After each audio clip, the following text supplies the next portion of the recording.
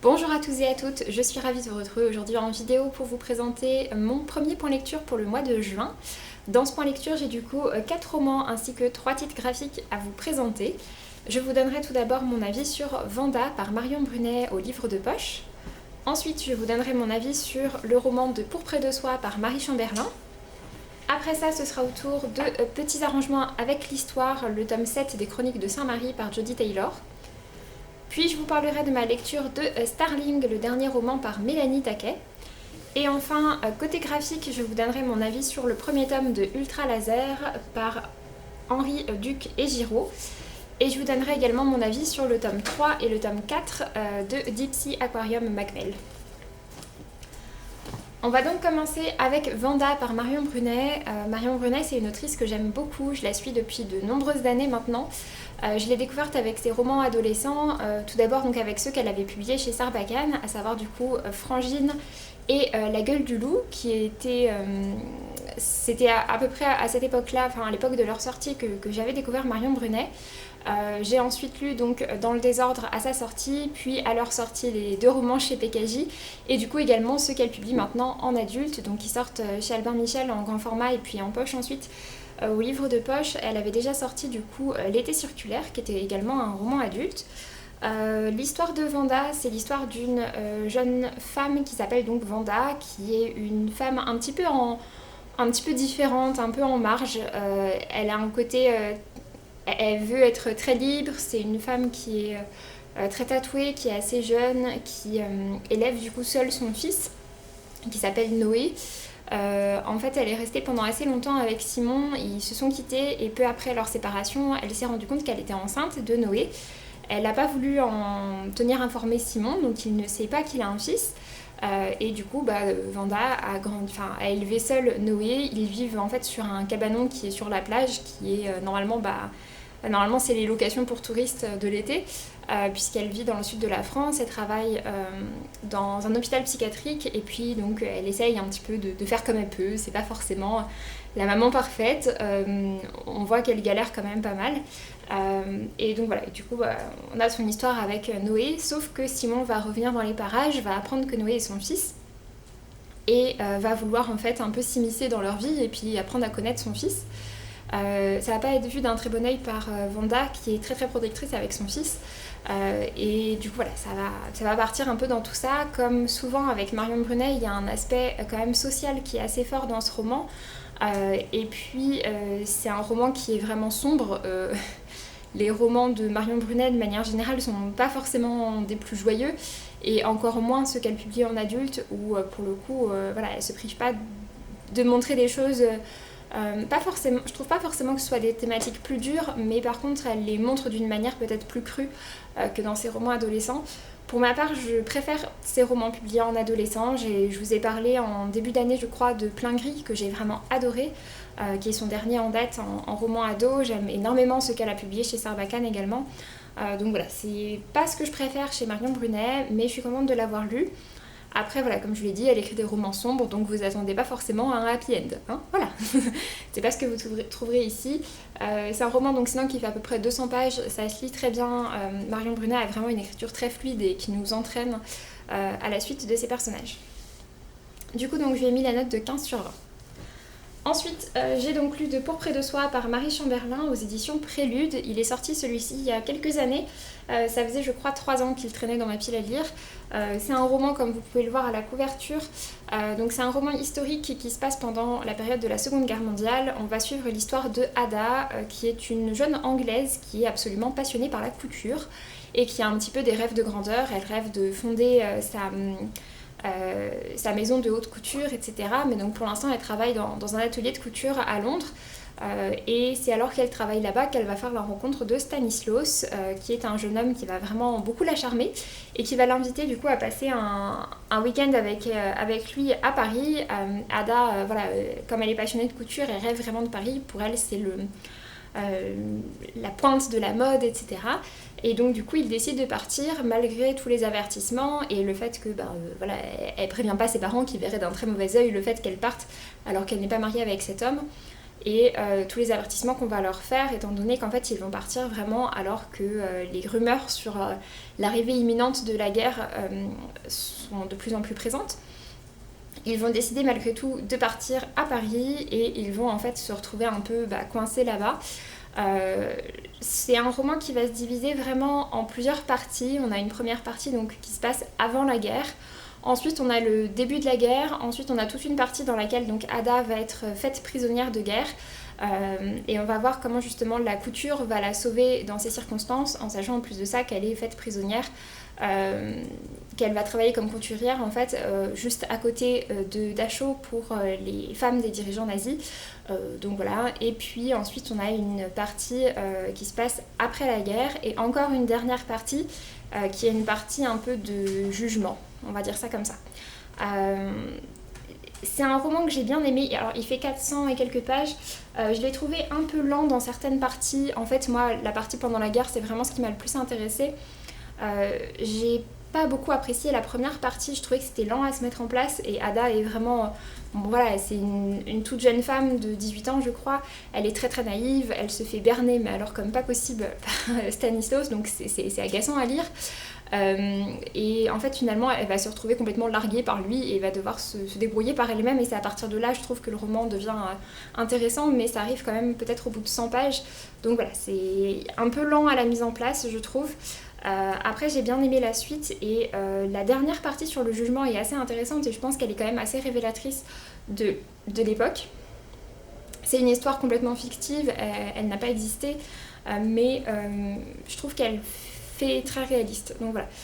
C'est un titre que j'ai vraiment bien apprécié, même si le personnage d'Ada m'a parfois un peu agacée. Je l'ai plus aimé voilà, vraiment à partir du moment où elle doit se débrouiller toute seule.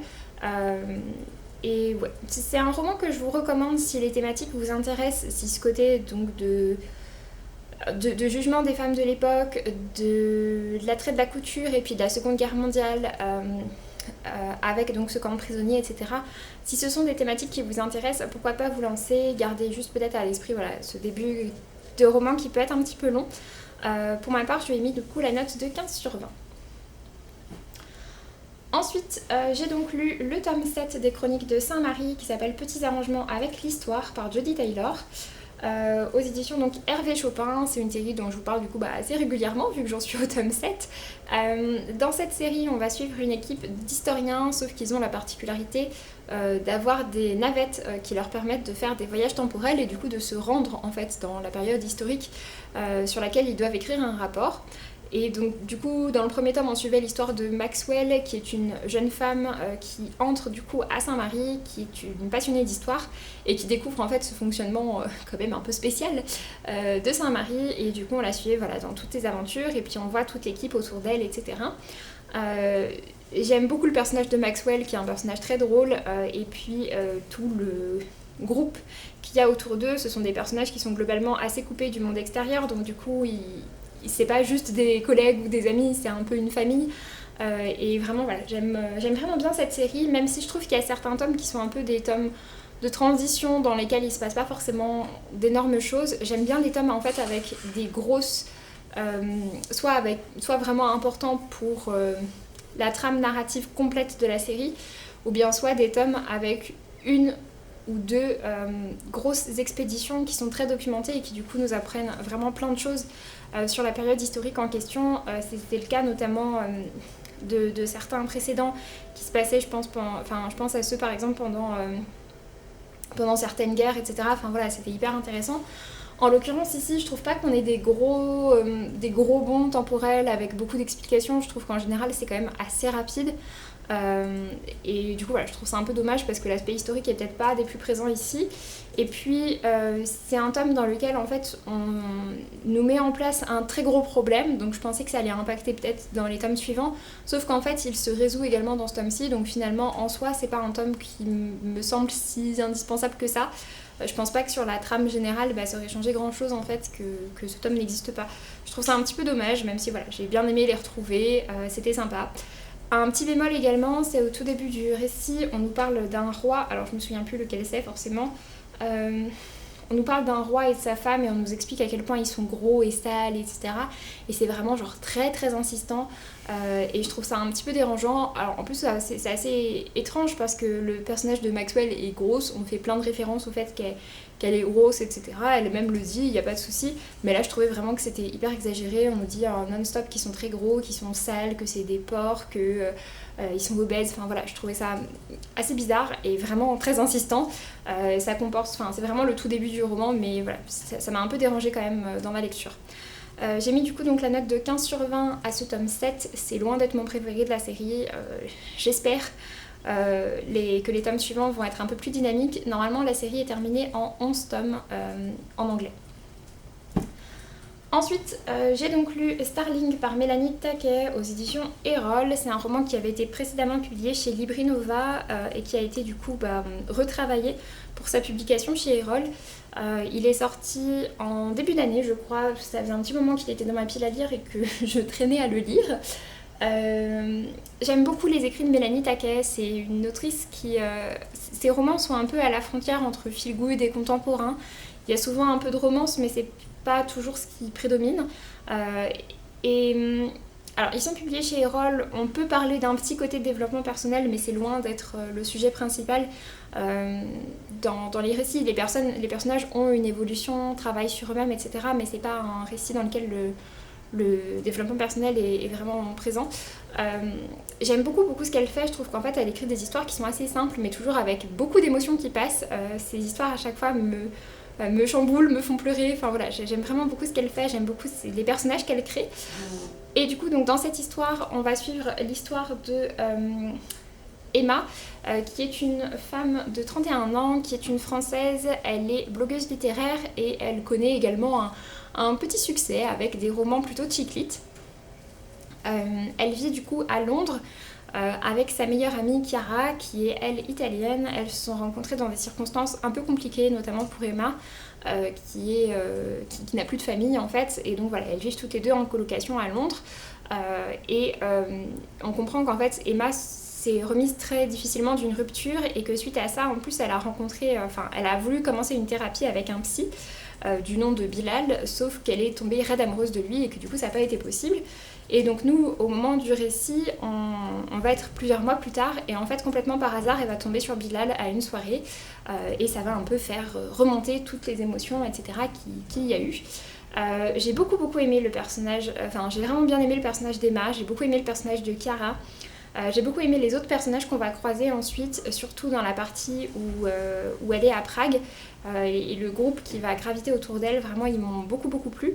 Par contre le personnage de Bilal vraiment m'a pas mal agacée. C'est un personnage qui est très perdu et qui du coup fait des choix qui sont très égoïstes et qui ont beaucoup d'impact négatif sur les autres, qui s'en rend pas forcément compte et j'ai eu du mal à m'attacher à lui, il m'a agacée plus qu'autre chose. Par contre, voilà, j'ai beaucoup aimé le personnage d'Emma, toute sa vie de blogueuse littéraire, etc. C'est pas du tout précisé d'ailleurs dans le résumé. On dit qu'en fait, elle est hypersensible et introspective, qu'elle passe ses soirées à lire ou à se perdre sur Netflix, alors qu'en fait, on nous explique que c'est son travail, que certes, elle a touché un héritage et que ça lui permet aussi de s'assurer des revenus, mais que quand même, elle vit globalement de ses chroniques, des ventes de ses livres, etc. Enfin voilà, donc... c'est pas une vieille ado un peu paumée. Donc voilà. C'était sympa, mais le côté un peu plus romantique, même si c'est pas ce qui est forcément le plus dominant dans le récit, m'a beaucoup plus agacée du fait du personnage de Bilal, et j'aurais préféré juste que ça se termine pas comme ça en fait. Voilà. Et du coup, donc, j'ai mis la note de 16/20 à ce roman. Ensuite, côté graphique, j'ai donc lu tout d'abord Ultra Laser par Henri Duc et Giraud. Donc le premier tome s'appelle Orbe et Boucault. Il y a également un deuxième tome qui est sorti, c'est aux éditions Delcourt. J'avais été attirée par cette couverture très colorée avec des dessins plutôt mignons. Ça faisait quelques temps maintenant déjà qu'il était dans ma pile à lire. Malheureusement, c'est un récit auquel j'ai pas accroché. Les planches ressemblent globalement à ceci. J'aime bien l'univers qui est créé. Mais par contre, dans les planches d'action, voilà, on est plutôt sur ce style-là, qui n'est pas du tout mon style de dessin. C'est un univers finalement qui se rapproche beaucoup du jeu vidéo et avec des dessins très stéréotypés, etc. Et c'est vraiment pas ce que j'aime personnellement retrouver. Donc voilà, je trouve que c'est un petit peu une erreur de casting entre guillemets, dans le sens où je pense maintenant plutôt bien réussir à cerner ce qui me plaît et ce qui me plaît pas. Et en l'occurrence, c'était pas pour moi, je pense. Dans cette histoire, du coup, on suit l'histoire de ce personnage-là qui est une sorte de gardien qui doit veiller sur ceci qui est, je sais plus comment il l'appelle, si c'est le roi des animaux, quelque chose comme ça. Et du coup, voilà, il doit veiller dessus, sauf qu'il y a un peuple qui arrive, qui essaye de les envahir, etc. Ils vont se mettre à la recherche de quelque chose pour sauver le monde. Enfin voilà, il y a vraiment un côté très quête, comme je disais, très jeu vidéo. Et d'ailleurs, je me demande si les créateurs n'ont pas également développé un jeu vidéo en parallèle. Enfin voilà. C'était pas trop mon style de dessin, même si j'aimais beaucoup la couverture, donc tant pis, tant pis pour cette fois-ci. Et puis du coup pour terminer, j'ai donc lu le tome 3 et le tome 4 de Deep Sea Aquarium Magmel. Alors plus exactement, j'ai relu ce tome 3 que j'avais déjà lu quand il était sorti. Et puis donc j'ai lu ce tome 4 qui est enfin sorti après tant d'attente, puisqu'en fait c'est une série qui était restée bloquée au tome 3. Et j'étais désespérée parce que vraiment j'aime beaucoup cette série, et le tome 4 n'avait de cesse d'être repoussé jusqu'à ce que finalement en fait ils arrêtent complètement de communiquer dessus et de donner de nouvelles dates. Et puis donc là finalement ça y est, donc le tome 4 est sorti, le tome 5 également, et le tome 6 et 7 ont déjà des dates. En tout cas le tome 6 a déjà une date, je sais plus si c'est pour août ou septembre, enfin voilà, en tout cas voilà. Ils reprennent vraiment sérieusement les publications, c'est un peu général chez Vega, enfin voilà, tout était un peu arrêté, et donc il me semble qu'ils ont été rachetés maintenant par Dupuis, ce qui leur permet également finalement d'assurer en fait la suite des publications. Dans l'histoire de Deep Sea Aquarium Magmel, on suit l'histoire d'un aquarium qui est plongé au cœur des abysses. L'aquarium est vraiment très très profond dans les abysses. Et du coup, donc, ça en fait une sorte de poste d'observation. Alors, ils soignent des animaux des abysses vraiment dans l'aquarium, mais ça en fait surtout en fait un poste d'observation de tout ce qui se passe autour. Et donc nous on va suivre l'équipe du Magmel avec donc notre soigneur principal qui s'appelle Kotaro, qui a toujours rêvé de travailler dans cet aquarium, qui a toujours été passionné par les abysses. Et puis on suit également donc les autres personnages qui gravitent autour. C'est très chouette, c'est une série avec des dessins absolument superbes, qui apprend beaucoup de choses sur toutes les créatures, puisqu'en fait chaque chapitre on fait un parallèle avec une créature des abysses, et du coup on nous apprend des choses dessus. Et puis on a de plus en plus en fait les petits récits en fait de chacun des personnages, et je trouve ça très chouette. J'aime vraiment beaucoup cette série, je trouve que c'est une série avec de jolies émotions, de superbes dessins. Donc voilà, vraiment une réussite, et c'est vraiment je trouve une série qui change beaucoup, donc je vous invite grandement à la découvrir si c'est pas encore fait. Je vous en ai quand même déjà pas mal parlé, mais voilà, vraiment je vous encourage à la découvrir. Je vais essayer de vous trouver quelques images. Voilà. Et puis voilà. Donc voilà, c'est vraiment une série de manga que j'aime beaucoup, et je vous recommande très chaudement la lecture. Sur ce, j'en ai donc fini avec ce point lecture, j'espère que ça vous aura plu. N'hésitez pas à me dire si vous avez déjà lu peut-être certains de ces titres, ce que vous en aviez pensé, ou bien si je vous ai donné envie d'en découvrir. Et puis donc pour ma part, je vous laisse et je vous dis à très bientôt pour une prochaine vidéo. Salut!